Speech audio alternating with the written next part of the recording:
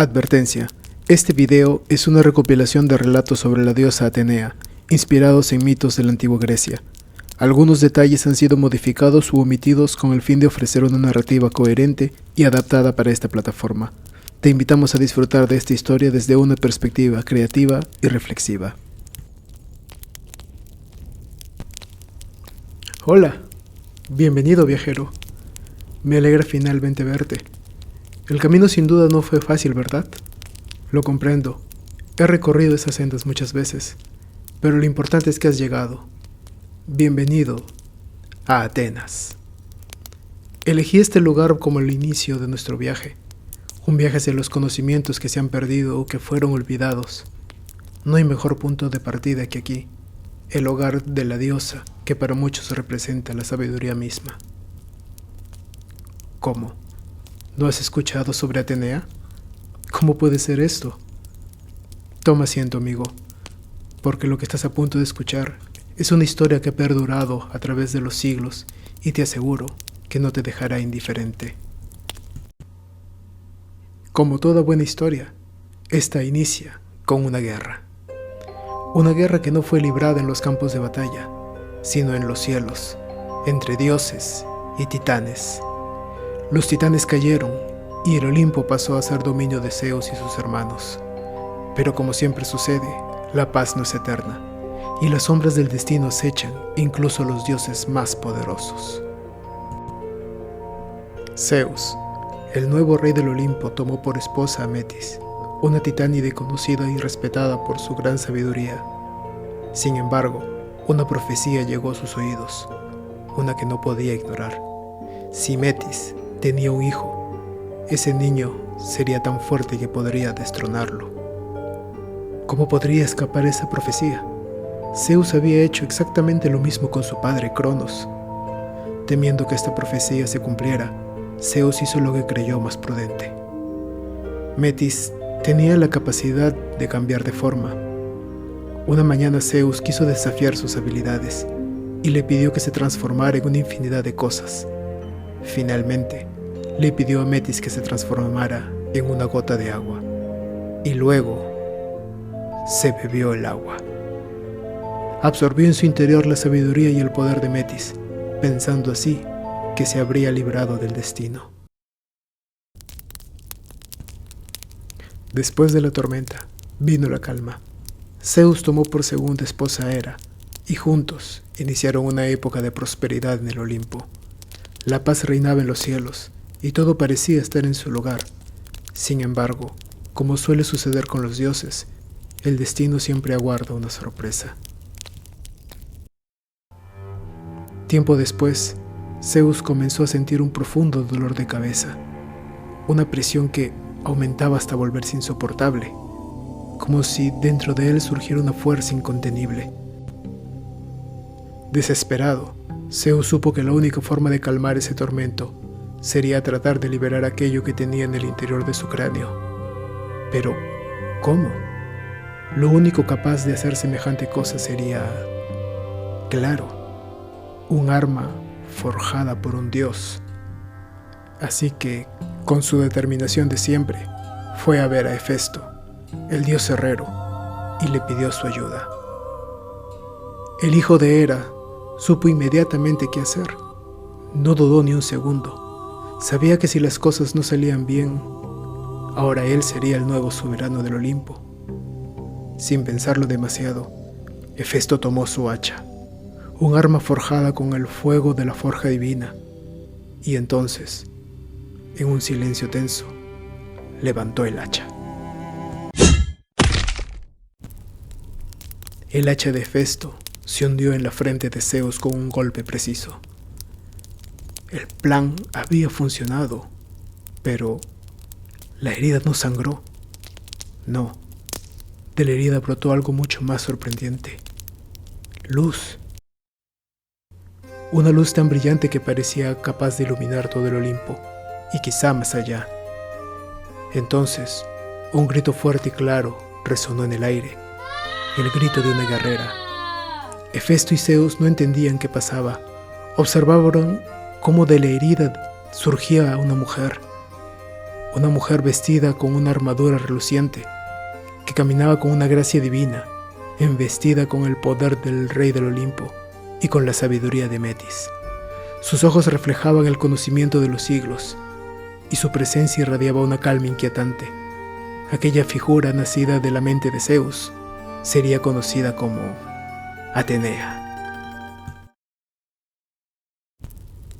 Y así llegó al mundo Atenea, nacida no de un vientre, sino de la mente de su padre y por el capricho del destino. Se le consideró como la diosa de la sabiduría, la justicia y la estrategia de la guerra. Pero Zeus, temeroso de la ira de su esposa, sabía que no podía arriesgarse a que Hera descubriera la existencia de Atenea. La diosa recién nacida era un peligro potencial, así que, en su afán de protegerla, Zeus decidió esconderla a los ojos de todos y la llevó en secreto al mar donde habitaba Tritón. A Tritón se le explicó que Atenea necesitaba instrucción, que debía ser entrenada para entender su propio poder y aprender las artes que la convertirían en una diosa sabia y justa. Sin dudarlo, el hijo de Poseidón aceptó la solicitud y llevó a Atenea con las ninfas de agua, quienes la cuidarían y la entrenarían en las profundidades del océano. Fue allí, en ese misterioso reino acuático, donde Atenea conoció a Palas, una ninfa de gran destreza en combate. Juntas se entrenaron sin descanso, compartieron risas y batallas, y así, Palas se convirtió en su más fiel amiga. Las dos forjaron un vínculo indestructible, y Atenea, bajo la tutela de las ninfas, comenzó a convertirse en la diosa que el mundo conocería. Tiempo después, Tritón, satisfecho con el progreso de Atenea, decidió que era el momento de mostrarle al mundo el resultado de su entrenamiento. Convocó a un duelo de exhibición entre Atenea y Palas, e invitó a algunos dioses, entre ellos Zeus y Poseidón. La arena se llenó de expectación, y los dioses observaban con atención. Fue un combate sin igual. Pocas veces se había visto movimientos tan perfectos, tan precisos, tan elegantes. Pero Zeus, quien al inicio estaba maravillado por el avance de su hija, comenzó a temer. ¿Y si Palas sobrepasa a mi hija? ¿Y si la vence? ¿Y si deja en duda su poder? ¿Cómo quedaría yo? En un intento de proteger a su hija, o al menos eso se dijo a sí mismo, Zeus decidió intervenir. Debajo de su armadura sacó un pequeño espejo. Su intención era simple: reflejar los rayos del sol y cegar momentáneamente a Palas para que perdiera el combate. Pero, en su apuro, la luz del espejo no alcanzó a Palas, sino a Atenea. Desorientada, la diosa no pudo ver los movimientos de su amiga. Solo atinaba a defenderse. Con su lanza en alto, Atenea no sabía qué hacer y simplemente fue hacia adelante. Palas cayó al suelo y no volvió a levantarse. Al recuperar la visión, Atenea vio a su amiga en el suelo y supo al instante lo que había hecho.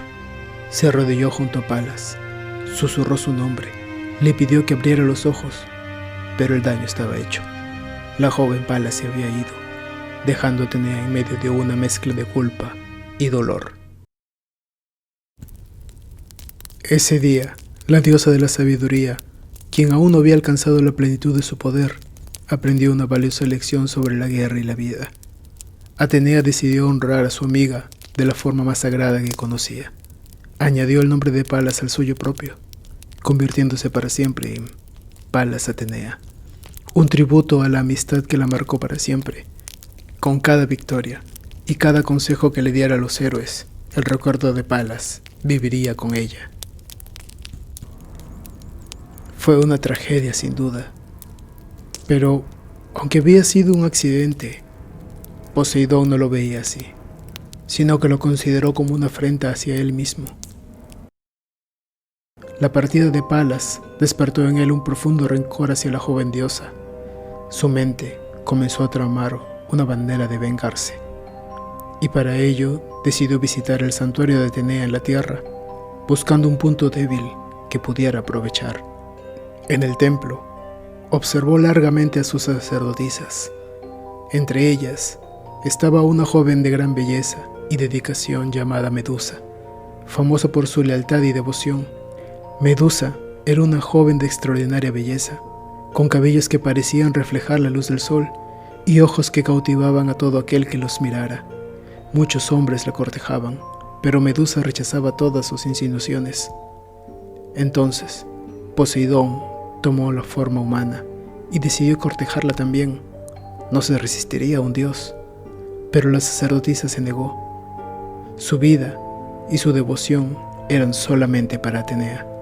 A ella se había consagrado, y el rey del mar, siempre impredecible y de otro plan, se volvió a acercar, pero esta vez no como un hombre, sino tomando la forma de un gato.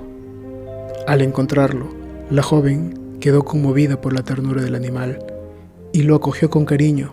Jugó con él durante toda la tarde hasta que el sol comenzó a ocultarse. Medusa, creyendo que el gato necesitaba un lugar donde dormir, lo llevó a su cama. Sin saberlo, Medusa había caído en la trampa de Poseidón. Al amanecer, Poseidón ya había retomado su forma divina en el lecho de Medusa. La joven se despertó sobresaltada, incapaz de comprender lo que ocurría, pero antes de que pudiera hablar, un destello de luz llenó la estancia. Atenea había llegado. La diosa de la sabiduría observó la escena con una mezcla de furia y decepción. Para ella, no había duda de lo que había sucedido. Su sacerdotisa más devota había profanado su templo. Poseidón, con una sonrisa de triunfo, soltó una carcajada que resonó como el eco de una tormenta y desapareció antes de que pudiera enfrentarse a Atenea. Medusa intentó explicar, pero Atenea no quiso escuchar. La traición que percibía era demasiado grande. Con un gesto solemne, la diosa desató su castigo. Los cabellos de Medusa se transformaron en serpientes vivas, y su mirada adquirió un poder aterrador: convertir en piedra a quien osara cruzarse con ella. Como último castigo, Atenea la desterró hacia la morada de las gorgonas, criaturas monstruosas de cuerpos escamosos y ojos que reflejaban el caos. Allí Medusa viviría entre Esteno y Euríale, hermanas tan temibles como el destino que ahora compartían.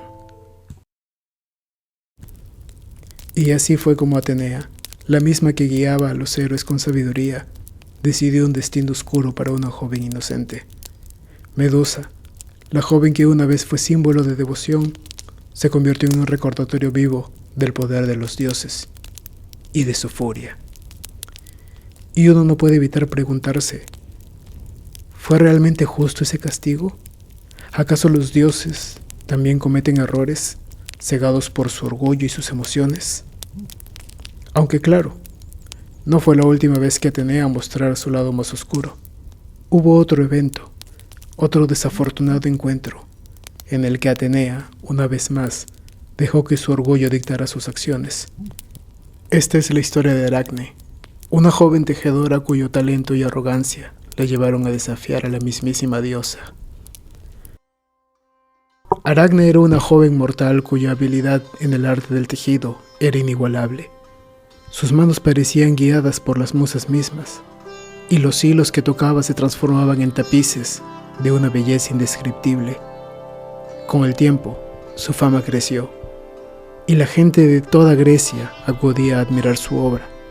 Pero con la admiración vino también el orgullo, y ese orgullo llevó a Aracne a cometer un error fatal: compararse con Atenea, la misma diosa que había enseñado a la humanidad los secretos del telar. ¿Por qué debo honrar a Atenea? Mi talento no es un regalo divino, es fruto de mi esfuerzo y mi habilidad. Si la diosa cree que puede superarme, que lo demuestre. Las palabras de Aracne no tardaron en llegar a los oídos de Atenea, y aunque la diosa era sabia y poderosa, no pudo evitar sentir herido su orgullo. Así que, con la misma paciencia que usaba para sus estrategias de guerra, Atenea decidió presentarse ante la joven pero no como ella misma, sino disfrazada de una humilde anciana. Cuando la anciana llegó a la casa de Aracne, encontró a la joven en pleno trabajo, con sus manos hábiles moviéndose rápidamente, entrelazando hilos de formas complejas. La anciana Atenea se presentó diciendo que quería aprender de la mejor tejedora de Grecia, pero Aracne se negó. No tenía tiempo para perderlo enseñando a nadie. Estoy a la altura de los dioses. No me puedo juntar con cualquiera. Niña, ten cuidado con tus palabras. La ira de los dioses no es algo que debas invocar a la ligera. Reconoce su grandeza y muestra humildad. Aún estás a tiempo. Si algún dios desea demostrar su grandeza, que lo haga en el telar. Que venga la mismísima Atenea. Que el mundo decida quién es la mejor. Entonces, la anciana dejó caer su disfraz. Y ahí, ante los atónitos ojos de Aracne, estaba la verdadera Atenea, en todo su esplendor. Sin una palabra más, la diosa la retó a una competencia de tejido, una prueba donde ambas demostrarían su destreza. El desafío comenzó, y ambas tejieron en un silencio solemne. Atenea, con movimientos precisos y seguros, creó un tapiz que mostraba el poder de los dioses, sus hazañas y su majestuosidad. Las escenas de su tejido eran imponentes, con colores tan profundos que parecía que uno podía escuchar el eco de las batallas y sentir la grandeza del Olimpo. Aracne, por otro lado, creó un tapiz muy distinto. Ella representó solamente a Zeus, pero no en sus momentos de gloria, sino en sus fallas, en sus debilidades, en sus aventuras. Mostró sus errores, sus venganzas, sus infidelidades, creando una imagen del dios que pocos se atrevían a mostrar. Cuando ambas terminaron, incluso los observadores más imparciales habrían admitido que el trabajo de Aracne rivalizaba con el de Atenea, pero la diosa no podía ignorar el insulto contenido en la obra de la mortal. En un arrebato de ira, desgarró el tapiz de Aracne y destruyó su telar. La joven, humillada y consciente de que había provocado la furia de un ser superior, intentó huir, pero Atenea no lo permitió. Antes de dejar que Aracne escapara de su castigo, la condenó a una existencia eterna. Has ganado la competencia, pero también has ofendido a los dioses. Si tanto deseas tejer, te concederé ese deseo para toda la eternidad.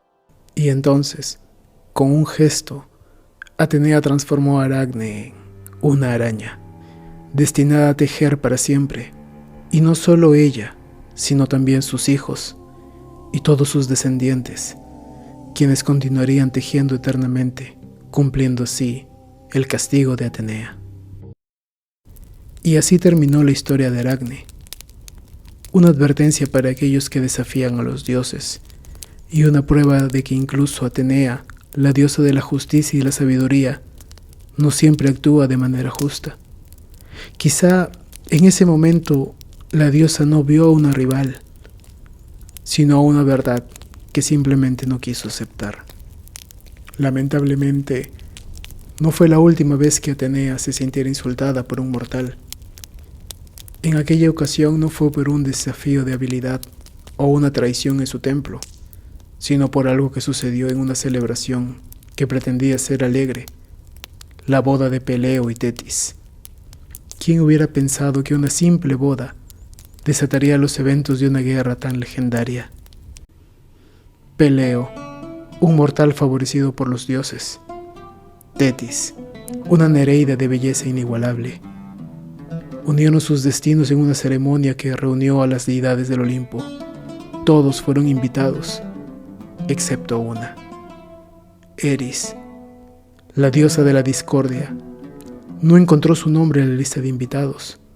¿Por qué habría de ser bienvenida? ¿Quién invitaría a la discordia a una celebración de amor? Pero Eris no se quedó de brazos cruzados. En lugar de aceptar ese desaire, decidió convertir la boda en un campo de batalla. Así que, para vengarse y asegurarse de que la paz no reinara en aquella celebración, decidió arrojar entre los invitados una manzana dorada, con un mensaje simple, pero devastador, para la más hermosa. Y como puedes imaginar, esta acción no quedó sin respuesta. Hera, Atenea y Afrodita, las tres diosas más poderosas y hermosas del Olimpo, se detuvieron en seco al ver la manzana. Cada una estaba convencida de que el premio era suyo por derecho propio. Hera, la reina de los dioses, irradiaba una belleza madura y una autoridad indiscutible. Atenea, con su mirada aguda y su porte guerrero, poseía una belleza que inspiraba respeto y temor. Y Afrodita, bueno, Afrodita era la encarnación misma de la seducción y la gracia. Tres diosas, cada una con un encanto único, pero ninguna dispuesta a ceder.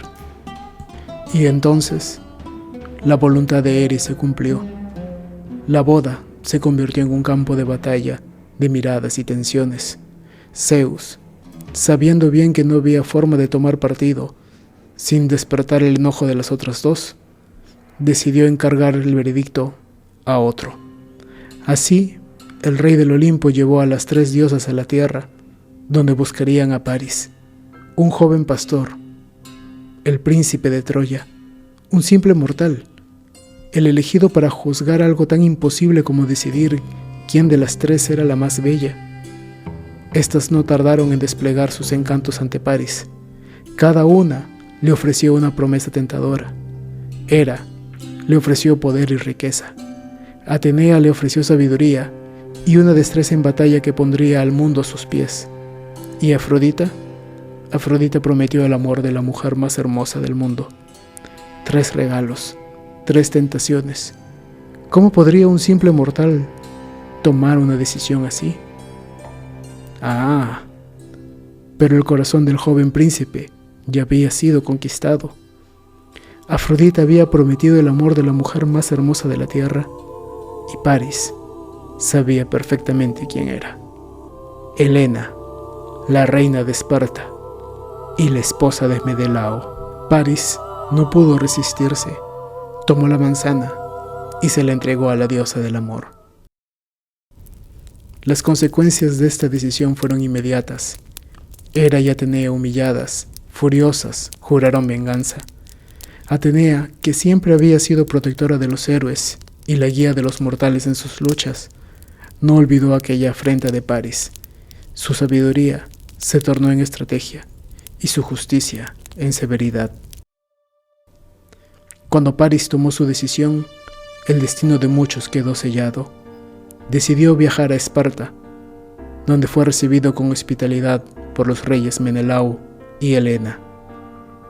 El joven príncipe de Troya no solo era apuesto, sino también encantador, y Helena, al verlo, sintió que su corazón se agitaba como nunca antes. Algunos dirían que fue el poder de Afrodita, otros que era simplemente el destino. Lo cierto es que una noche, bajo el amparo de las sombras, Helena y Paris huyeron juntos hacia Troya, dejando atrás un reino en caos y un esposo furioso. Y así fue como comenzó la guerra más famosa de la historia, una que los poetas inmortalizarían, la guerra de Troya. No fue solo una disputa por una reina, sino un enfrentamiento entre dioses y hombres, de orgullo y poder, una contienda de honor, venganza y ambición. En medio de todo, Atenea, furiosa por la preferencia de Paris hacia Afrodita, no podía permanecer indiferente. Atenea había elegido un bando en esta guerra, y no lo hizo por Troya o Grecia, lo hizo por algo personal. Y así, cuando los ejércitos griegos comenzaron a reunirse en Aulide, ella ya estaba al lado de los griegos, dispuesta a guiar y proteger a quienes iban a enfrentar la ciudad de Troya. Atenea no solo se limitaba a observar desde los cielos, no, su presencia era palpable, en cada estrategia y cada consejo, en cada destello de esperanza que recibían sus héroes en medio de la batalla. Su mano movía el tablero de la guerra y sus ojos no se apartaban del destino de Troya. Pero la verdadera influencia de Atenea se vio cuando los griegos parecían a punto de quebrarse.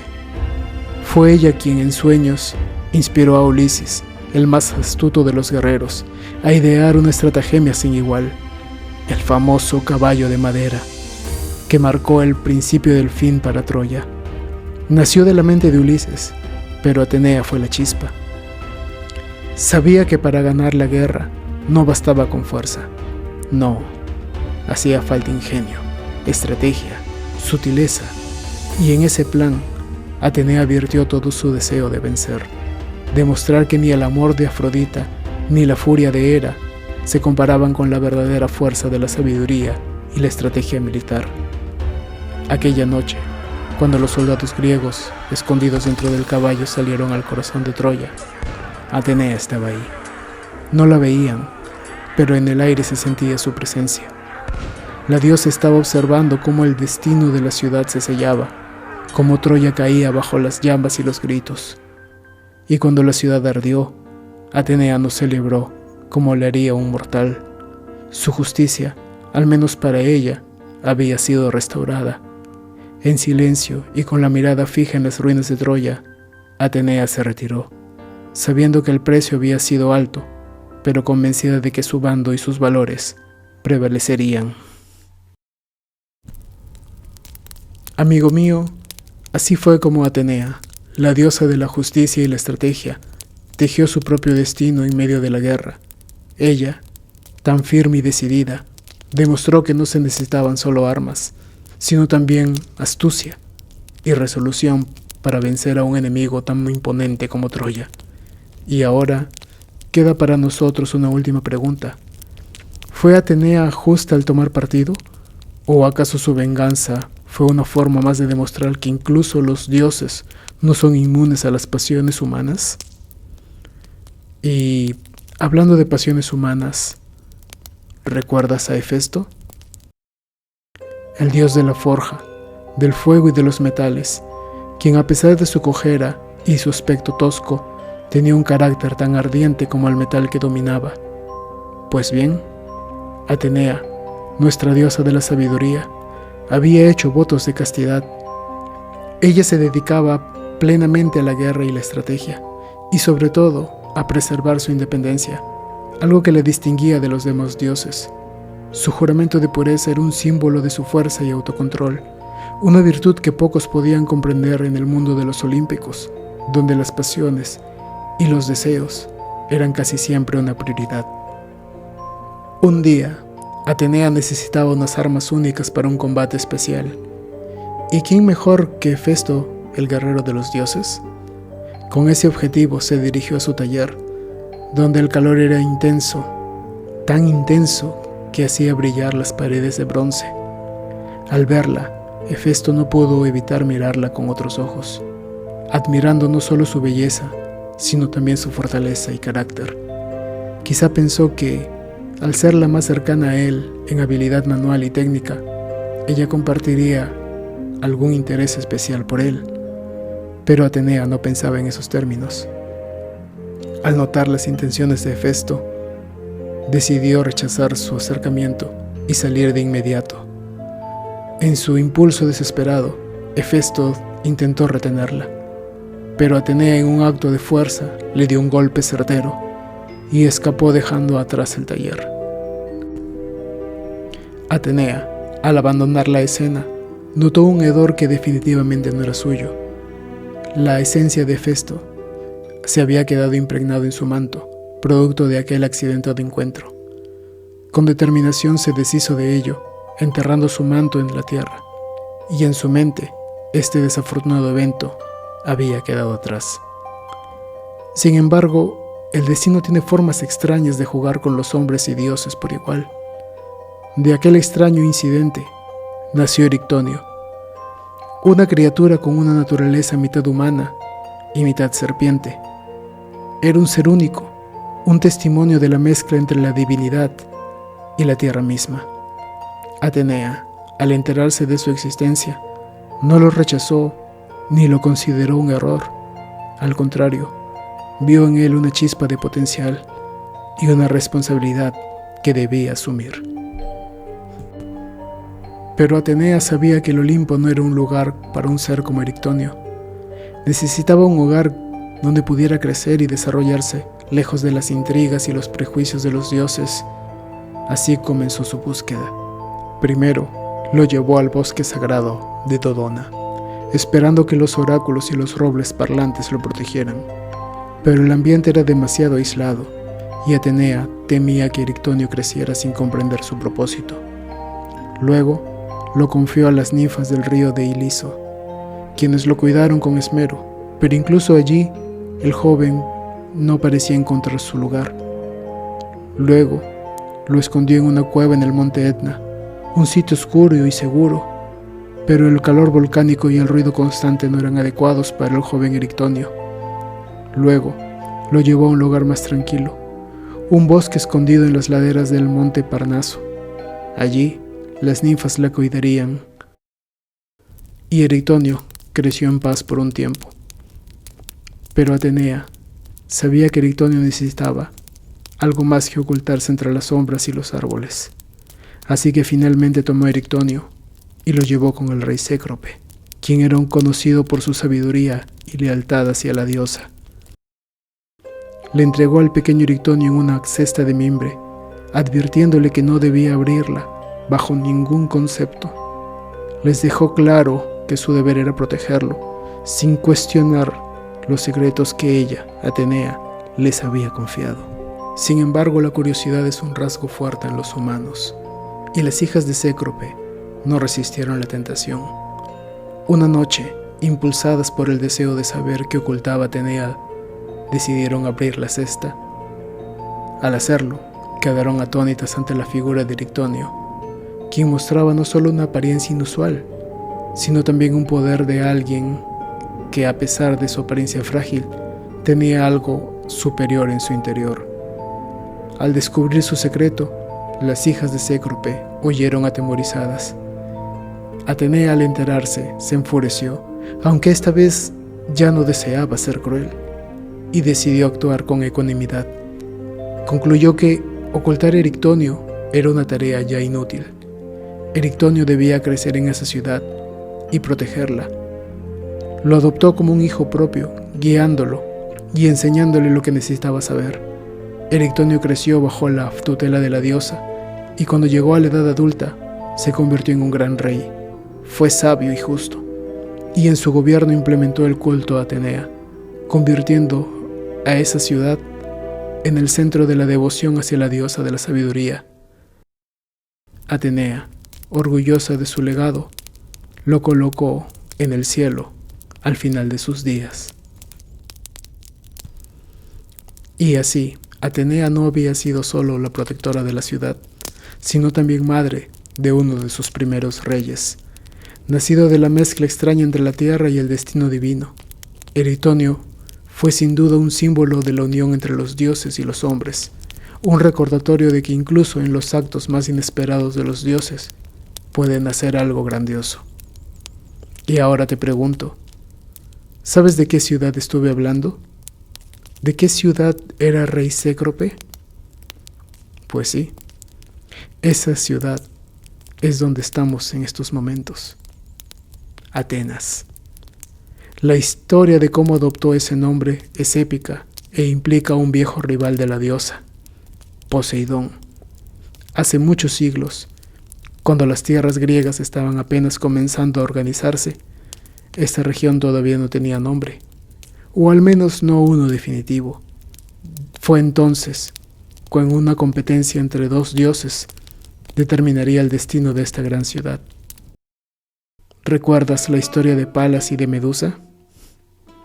Pues bien, ambos querían ser el protector de esta ciudad recién fundada.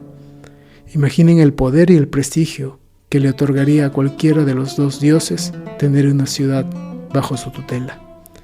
Fue entonces cuando el rey de estas tierras, Cécrope, propuso un desafío para determinar cuál de los dos dioses sería el patrono de la ciudad. Díganme, dioses, ¿qué pueden ofrecer para que esta ciudad prospere y alcance la grandeza? Y así comenzó la competencia. Poseidón fue el primero en ofrecer su regalo. Con un movimiento poderoso de su tridente golpeó el suelo, y de aquel punto surgió una fuente de agua salada. se alzaron olas brillantes y poderosas, como si el mar mismo hubiese sido traído a la tierra. Era impresionante. El agua brotaba como una promesa de fuerza y seguridad, y el sonido de las olas retumbaba como un eco que parecía hacer temblar las colinas. ¿Lo ven? Con mi protección la ciudad nunca carecerá de agua ni de poder en los mares, Proclamó Poseidón, con un tono seguro y orgulloso, como si ya hubiese ganado. Pero Atenea observaba tranquila y atenta, sin prisa, con el recuerdo de Medusa aún en su pecho, con una paz que contrastaba con la fuerza de las olas de Poseidón. Atenea también se adelantó e hizo su movimiento. En lugar de lanzar un golpe o hacer alarde de su poder, se arrodilló y tocó la tierra. Y allí, justo donde había tocado, empezó a brotar un árbol. Pero no era un árbol cualquiera, era un olivo. Fue algo tan sutil, tan inesperado, que al principio muchos ni siquiera habían notado el gesto. Sin embargo, aquel árbol, al florecer, ofreció mucho más de lo que se podía ver a simple vista. Atenea, con su sabia voz, explicó: Este olivo será la riqueza de la ciudad. Dará alimento, aceite para iluminar en la noche y madera para construir. No solo era un símbolo de paz, era un recuerdo con el cual la ciudad podría sobrevivir y prosperar en tiempos de paz y en tiempos de guerra. Era un regalo que hablaba de la vida cotidiana, de la sabiduría en la sencillez y de la fortaleza que viene en el silencio. Y por supuesto, para el pueblo, aquello era mucho más valioso. Así, los habitantes de la ciudad y el propio rey Cécrope, después de ver ambos dones, decidieron que el olivo de Atenea era el regalo que traería prosperidad a sus vidas y que su paz sería mucho más duradera bajo el símbolo de la diosa. Fue entonces cuando la ciudad fue bautizada en su honor, Atenas, y Poseidón fue relegado una vez más. Y con eso Atenea dejó su marca no solo en la ciudad, sino en cada uno de los habitantes que, generación tras generación, respetarían el olivo como símbolo de paz, sabiduría y prosperidad. Atenea no siempre es vista como una diosa justa y sabia, que sus seguidores proclaman. Para muchos, su historia está teñida de tragedias, castigos despiadados, especialmente contra mujeres que, lejos de ser culpables, fueron víctimas del capricho de los dioses o de la crueldad de los hombres. Medusa, Aracne, sus nombres resuenan como ecos de una divinidad implacable, más dada a la venganza que a la misericordia.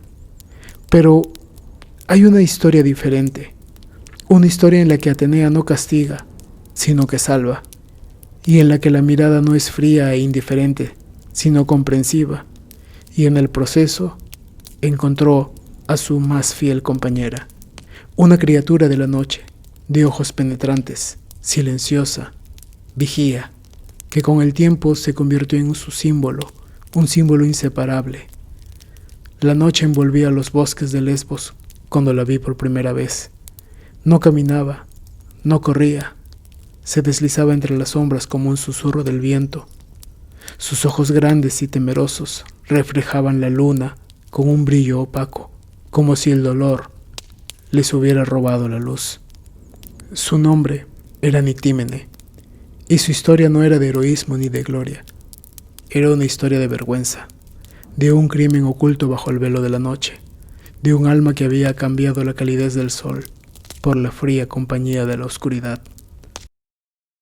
Su padre, el rey Epopeo de Lesbos, quien en sus tiempos mozos fue un hombre de virtud, había caído en la sombra de la demencia, propio de la senectud, y la vio no como una hija, sino como a una presa. El amor que debía protegerla se tornó en una maldición, y cuando la joven comprendió que nadie vendría a salvarla, huyó. Se sumió en los bosques, donde las hojas murmuraban su desgracia y los árboles se inclinaban para ocultarla. No permitía que la luz del día tocara su piel, ni que la voz de otro humano perturbara su exilio. Solo la noche la abrazaba sin juzgarla. Pero había alguien que la veía, alguien cuya mirada traspasaba la oscuridad y leía los secretos de los hombres. Atenea. Dicen que la diosa descendió una noche, envuelta en su manto de sabiduría y de guerra, y observó a la joven, no con lástima, sino con comprensión. Nictímene había sido marcada por el infortunio y no podía regresar al mundo de los hombres. Entonces, Atenea le ofreció un nuevo destino. La transformación fue silenciosa.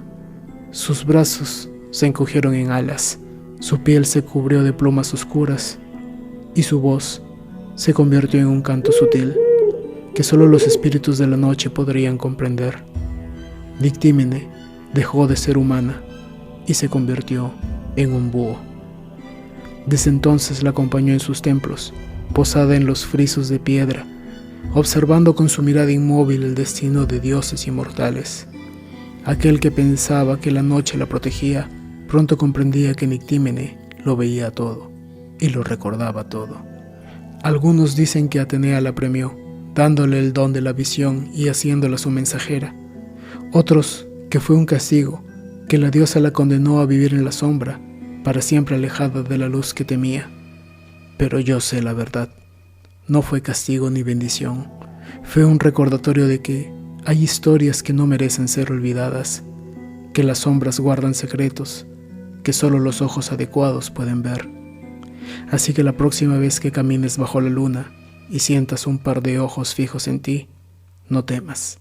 Es Nictímene, observando, recordando, porque la noche jamás olvida. Y ahora te pregunto, Atenea, ¿qué era realmente? ¿Una heroína protectora de los mortales? ¿O una villana implacable con aquellos que la desafían? ¿Cómo una diosa virgen pudo convertirse en una madre? No de uno, sino de toda una ciudad. Su historia está llena de paradojas, de momentos que invitan a cuestionar más que a responder. Quizá esa sea su mayor lección. No hay sabiduría sin contradicción. Y así, amigo mío, llegamos al final de esta historia sobre Atenea y su viaje lleno de lecciones sobre gratitud y lealtad. Sí, es cierto. Ella ayudó a muchos héroes y a otros dioses, pero esas serán historias para otro día. Es algo tarde ya, ¿no crees? Lo mejor será descansar después de aquel accidentado viaje. Mañana podremos visitar el Partenón o buscar un poco de ese famoso aceite de olivo del que tanto hablan los atenienses. ¿Qué dices? Bien, espero que me sigas al próximo destino. Quizá allí descubramos algo que incluso los dioses prefieren mantener oculto.